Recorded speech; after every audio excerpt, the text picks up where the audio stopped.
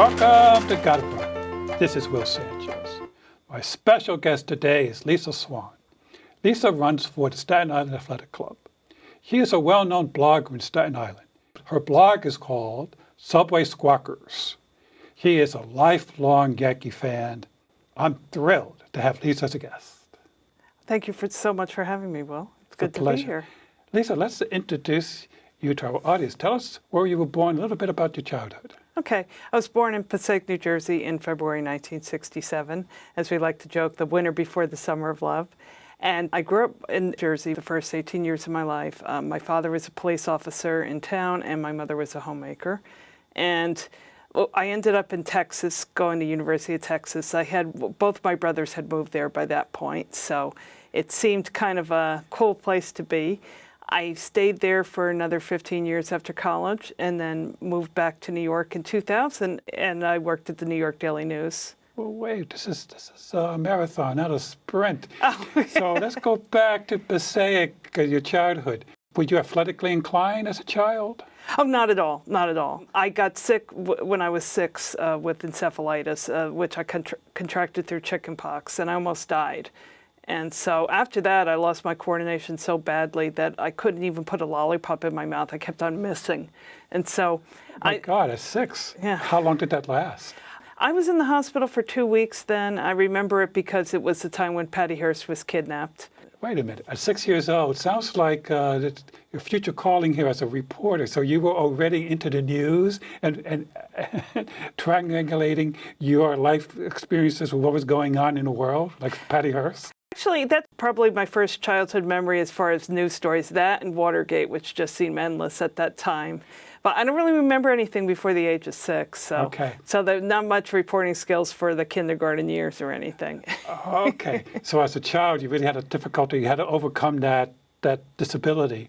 It was just a matter of practice and growing out of it. How did you overcome that? By the time I went to 2nd grade, my mother retaught me again how to ride a bike and different things, just getting around. But I just was a really bad athlete. And in school, I just was always the last to be picked. I was just awful. Okay. This is a grammar school, high school? All of them. All of them.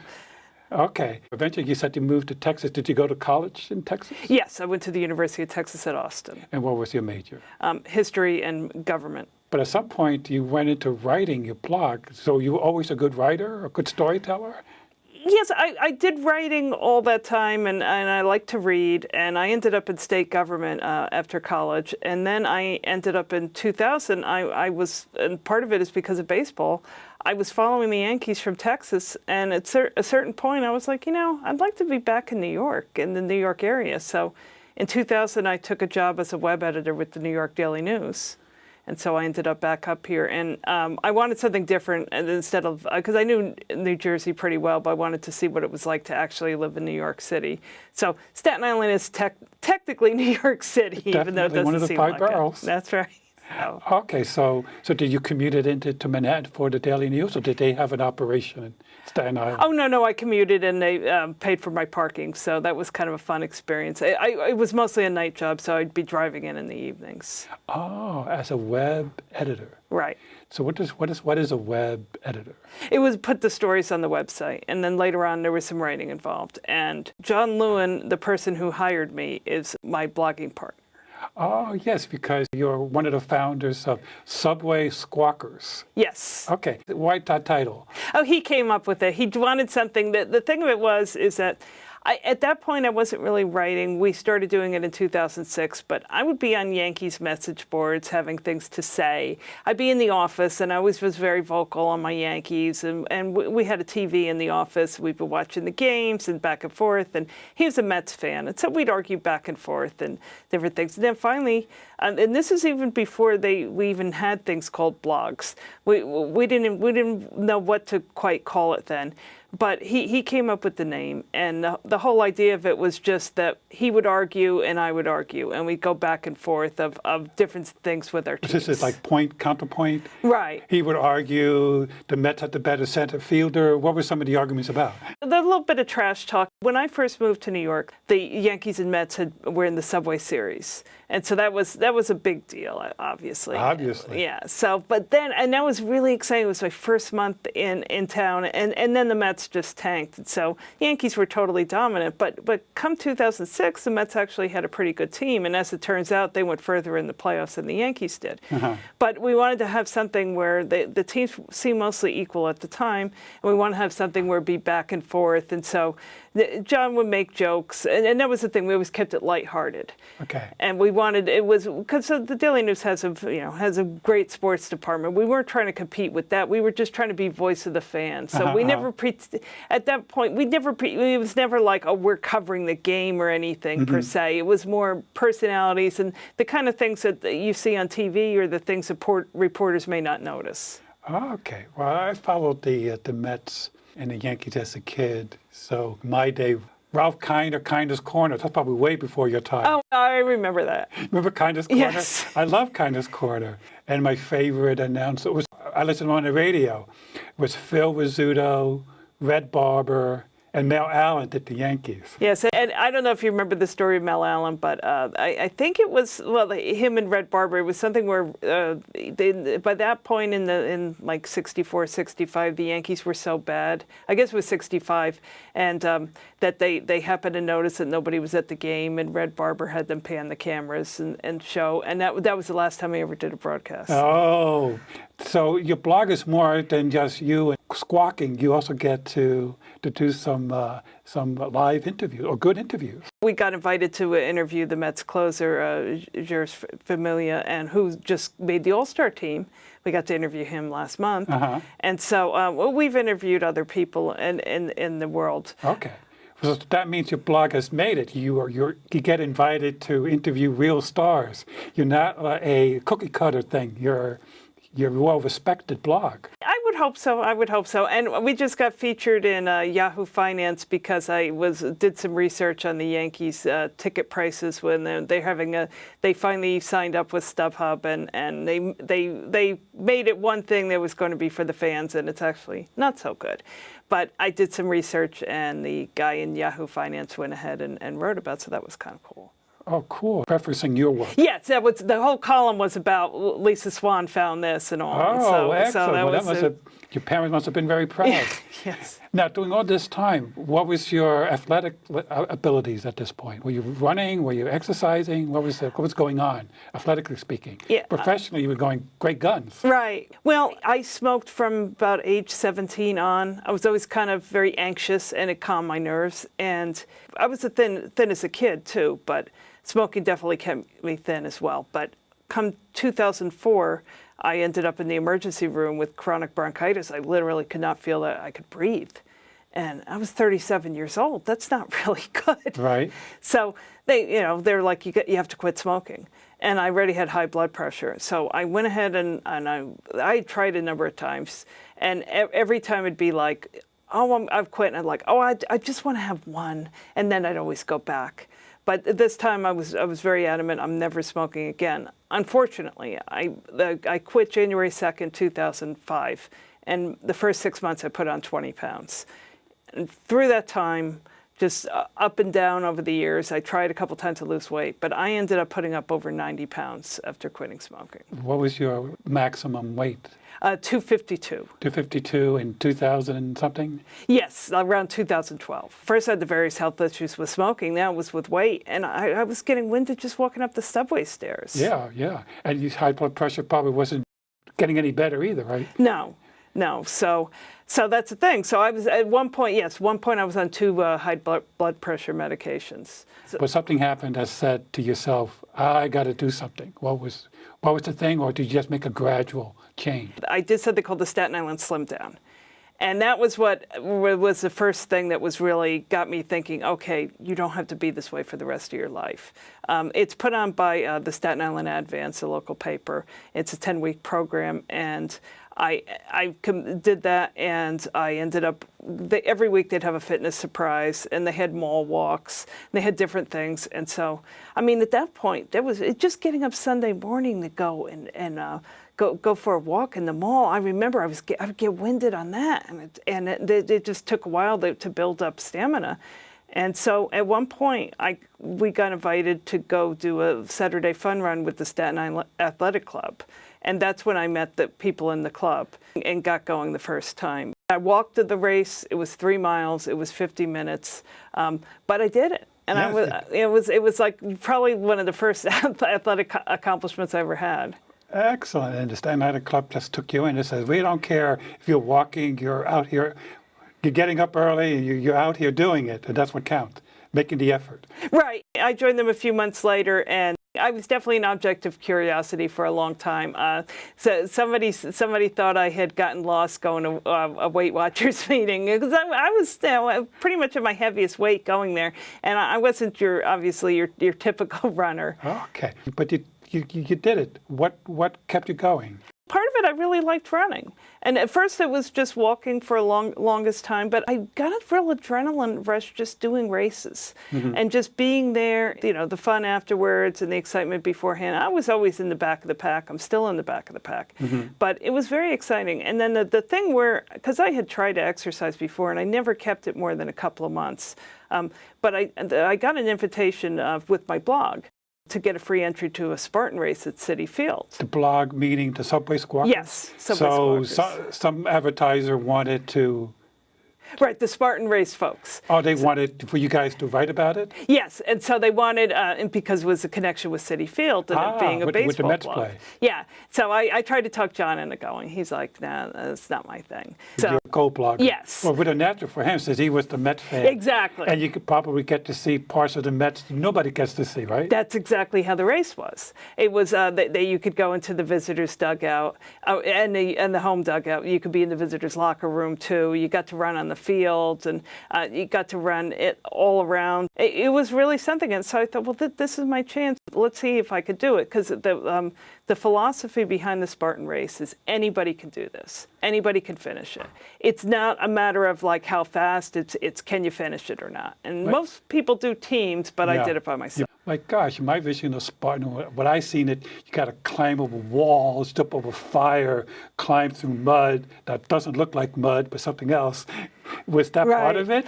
Well, because it's at Citi Field, they kind of keep the watery things and the muddy things. They want to keep the place pristine. So it was no fire. Right, no fire or anything else. They did have the wall climbing, and that was the thing. I ended up doing, you have to do 30 burpees for each thing you can't do. So for each event, so what happened to me with the Spartan race, they had 3 climbing events in a row at the end. And I'm there doing the burpees or trying to, sprawled out in center field, like, how am I going to do this? This is because I would have to do 90 burpees. Oh, my goodness. Yeah, Have you ever done burpees before? I had done them before, but... So you know what they were. Yes. That's one of the high cardio things ever to do. Yes.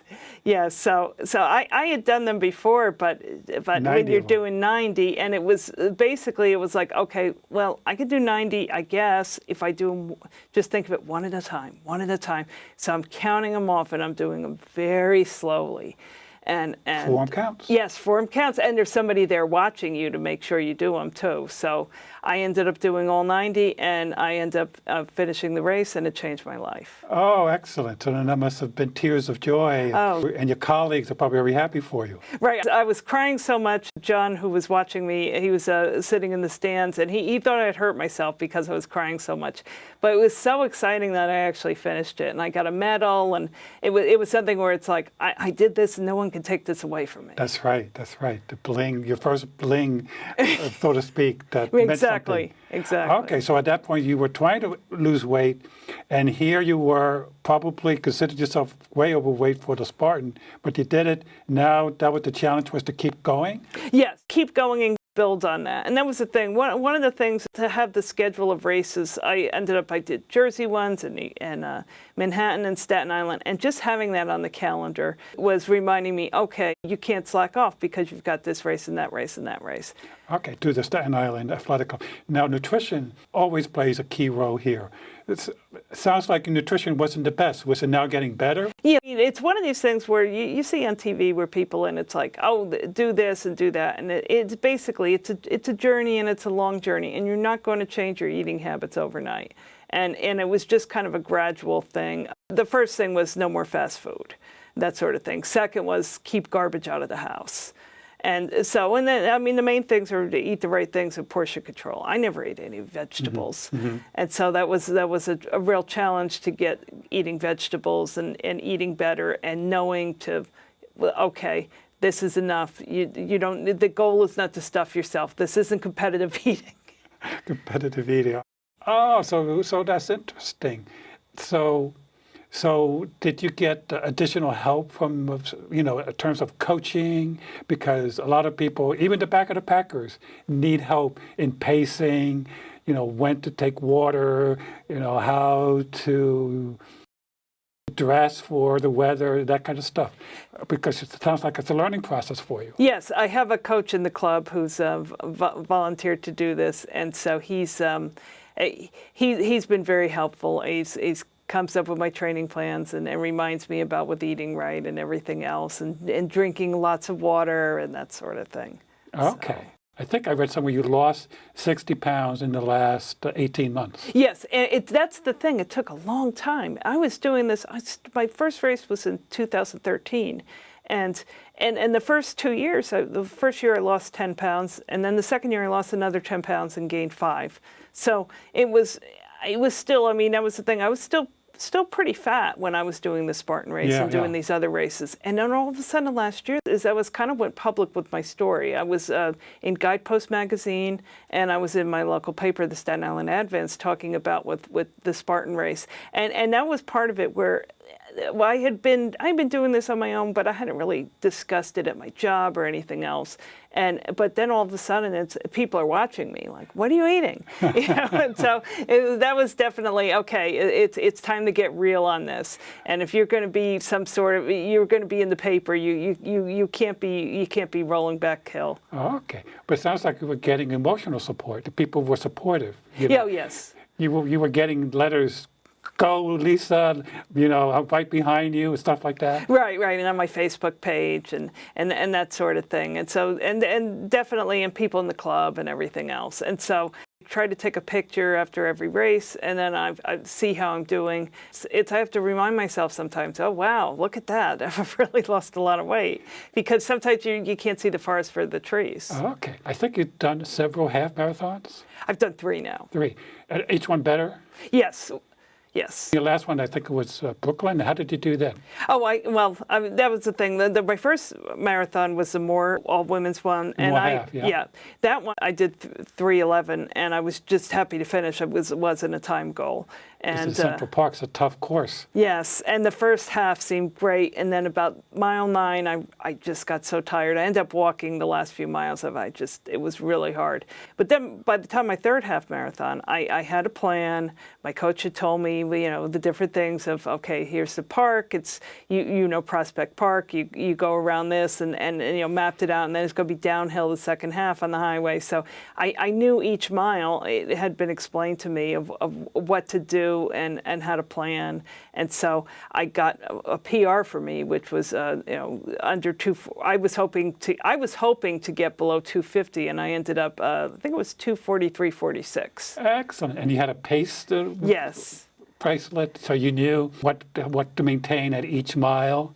Yes, Josh Pesson, who you've met from the running club, he had paced me and come up with a pacing strip. I have progressive lenses, and so he made sure to put it in big text so I could read it. And I think that's the same race he helped Michael Ring. Exactly. That was his comeback half marathon. Exactly. Well, that must have been very exciting, the two of you there. Right, I saw them afterwards. It was fun, and that was the thing. And my blogging partner met up with me afterwards. I was very excited. I was like, "Wow, I could actually do this. I feel like a real runner now." You are a real runner. You got the bling and the certificate to prove it. So what are some of your future goals, athletically speaking? I'm doing the New York Marathon in November. The full Monty Full now? one, yes. Excellent. Are you going to wear Subway Squawkers or what are you Oh going to be yeah, wearing? that's a good question. I'm not sure. I assume I'll be wearing my running club's gear, but I haven't really decided yet. And that's the thing. Like my coach reminds me the other day I was like, it's so hot, and he's like, it could be this weather during a marathon. You need to be prepared for anything. And it's just one of these things I remind myself this year. I had done this cherry tree 10-miler in Prospect Park in February. I don't know if you remember that, but it was so cold. It was a single-degree temperatures, the wind chill and everything. And Yes, it was snow, I think, too. Yeah, there's snow on the ground, but not during the race. Okay. But it was so cold, and they had a relay thing, and they canceled the relay, and they just really? had their relay. They had a fun run. Yeah, it was basically the relay that they're running at the same time. And I was signed up for 10 miles, and my coach is there, and he said, just do a loop. That's all you need. And I was like, no, if I'm going to be doing this marathon in November, I need to be mentally tough enough. So I did the 10 miles. I ended up with hypothermia afterwards, but I did it. What do you mean hypothermia? You had to go to the hospital? No, not that bad, but I was definitely stumbling on my words, and I was so cold. I ran into Michael Ring after that race, and he heard me stumbling, and he's like, I think you have hypothermia. I've been there. Okay, so he saved your life. So Michael Ring, he's always doing something great. Although he's overcoming his physical limitations, that as everybody knows, he's been on. We've talked about it, so he's doing much better. Yes. Every time I see him, he seems like he's doing better. So. Okay. All right, excellent. You lost all this weight. Is there anything you wanted to share with our audience about your personal journey? Yes. With so much of these stories where people lose weight and they're running, it's like, well, they end up doing this and then they're running the 3-hour marathon. Well, that's never going to be me. I'm a slow runner. I'm the most I can hope for. And New York Road Runners has they put people in the corrals from A to L, and I'm calling it Escape from Corral L. My goal is to get, by the end of summer, to get below 11:30 a mile in a 10K, and then I can move to Corral K. So I'm way at the back of the pack, and the most I can hope is to be maybe the middle of the back of the pack or the front of the back of the pack. But you can't get hung up on that all the time, and it did bother me for a while. I can't really run with anybody else. I'm the slowest one in my club. But I keep on getting reminded by my coach and other people, it's competing against yourself. That's right. I keep track of all the races I do, and the goal is to see, okay, how much better have I gotten? If you worry about what somebody else is doing, you're never going to get anywhere. I think that's a good philosophy. Time yourself and do better each time. Right. Excellent. Blog-wise, is there some exciting stuff coming up on any of the Squawkers or any other blog that you can share with us? Well, just the usual stuff with the Yankees and the Mets and whatever shenanigans are going on with that. It's interesting how it ebbs and flows because, like I said, when we started, the teams were equal. Then the Mets had these epic collapses, and the Yankees won another World Series. Oh, you started over 10 years ago. Yeah, right. Now, is there any one particular blog that surprised you in terms of either the subject that you wrote about, got annoyed or was happy about it, or you got fan reaction, anything like that happen? Well, I get the one thing is I got hate mail because I don't know if you remember where Derek Jeter had this commercial during his endless retirement tour, which was a little over the top. I mean, it was kind of, and he did this commercial with the My Way theme. It was too much. And as a Yankee fan, I'm like, I like Jeter. He's a Hall of Famer. He's never embarrassed the franchise. I would put him in the top 5. I would put him above Joe DiMaggio. But that isn't enough. Yeah. But more that hate isn't mail enough coming your way. Yeah, that isn't enough for the Jeter fans. I got so much hate mail, and that was like, how dare you criticize this commercial and blah blah blah. And it's like, well, I'm sorry. The guy's whole thing is a team player, and it's all about I did it my way. That doesn't really go together. I get fan reaction is good. The last thing you want is indifference. Right. You want that passion. Right. And New Yorkers usually give it to you. Exactly. Now, how did the Mets fan feel about you? Did you just ignore you and follow John? How does that work? Weird thing is because I'm a Yankee fan who I try to be nice to most people, and I'm not, and we end up with a lot of Red Sox readers as well as Mets fans, and I'm never going to be objective, but I try to look at things fairly, at least. And, on different things. And one of the things I did get publicity on, I got in the New York Post, I got written about by WFAN and CBS Sports, was I had pointed out with the Yankees something with this ticket deal. It's been an ongoing thing. Oh, yes, you mentioned it. I think I remember reading. You also wrote about the old timers game, and how the Yankees stiff a few people, and you wrote about. You didn't call it politics, but the interesting, this son got drafted by the Mets, therefore his dad suffers. It seems there was some weird interconnections. Right. Well, and it's funny because I wrote about Jim Leyritz, and I'm actually Facebook friends with him, and I sent him the column, and he really liked it, and he shared it with his Facebook friends. So that was kind of cool. He should have been there. Yeah, he's going to be there, and I hope that the pressure that the fans, because a lot of us were so angry, they're doing a celebration of 1996 this summer, and he will be there at that. The Old Timers game has had controversies in the past.